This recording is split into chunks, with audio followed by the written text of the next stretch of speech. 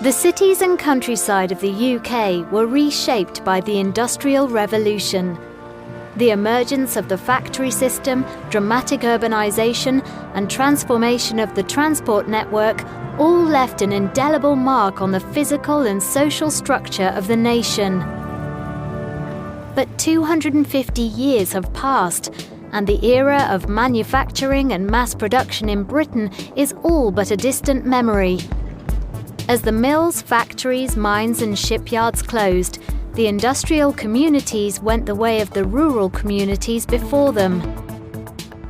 Today in Manchester, once known as Cottonopolis because it was the centre of the cotton industry, the mills that transformed textile production lie empty or have been converted into desirable and expensive loft apartments. The original mills' employees' houses, now highly sought after by wealthy professionals, are unaffordable to anyone from the working class these days. The canal system is full of holidaymakers embracing a slower way of life, and a trip on a steam train is just another stop on the tourist trail. But in recent years, interest in the industrial past has taken off, and attempts are being made to bring the stories of the working people back to life.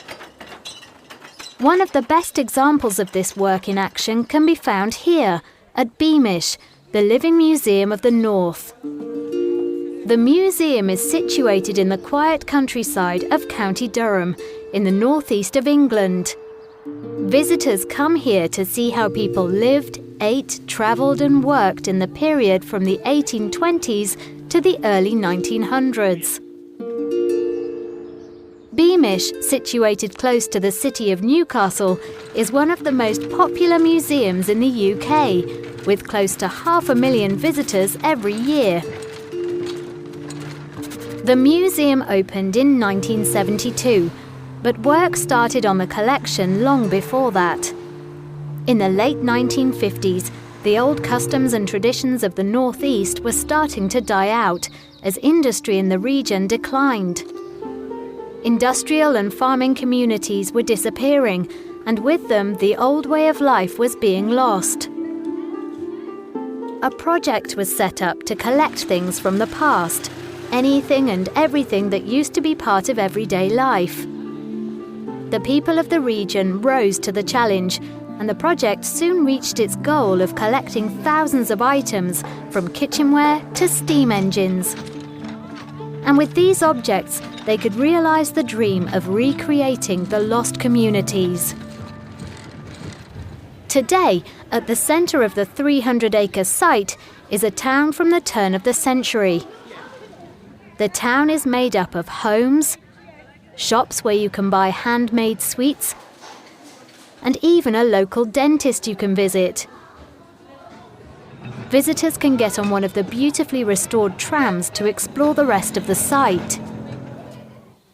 At Pockley Old Hall, visitors can see how life was lived by the local landowner, his family and staff. In the colliery village from 1913, there are the workers' houses, where women baked bread in ovens that belonged to the whole street. They can also see the local school with separate classes for boys and girls, and the tiny pit ponies that work down the mines. Visitors can even get an authentic taste of the past from this takeaway, in which there are still coal fires. And the fish and chips are just as popular and delicious as they have always been. And more than just a museum, Beamish is an invaluable educational resource. The old ways are all brought to life by the costume demonstrators who work at the museum. It's their job to interact with the visitors, to provide insight and explanations of the world around them. Visitors range from primary school children to the elderly, and their reactions to the experience can be very different. Sonia plays a maid at Pockley Old Hall. So what do the older visitors find interesting when they come to see her in the kitchen?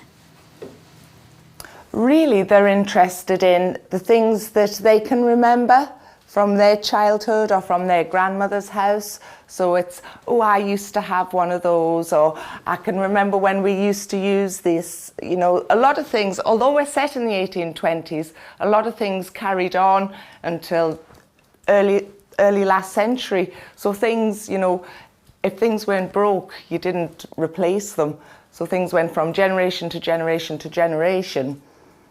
And how is this different from her younger visitors? The children, when they come, they're absolutely amazed by the fire. A lot of them have never seen a real fire before. Some of them are actually quite reticent. They don't really want to go too near it because obviously they've been told, stay away from fire. Beamish has fulfilled its aim of preserving the everyday and has shown the value of telling the stories of the lives of the workers that fueled the Industrial Revolution. In a country that could easily forget its industrial and agricultural past, keeping this history alive is more important than ever.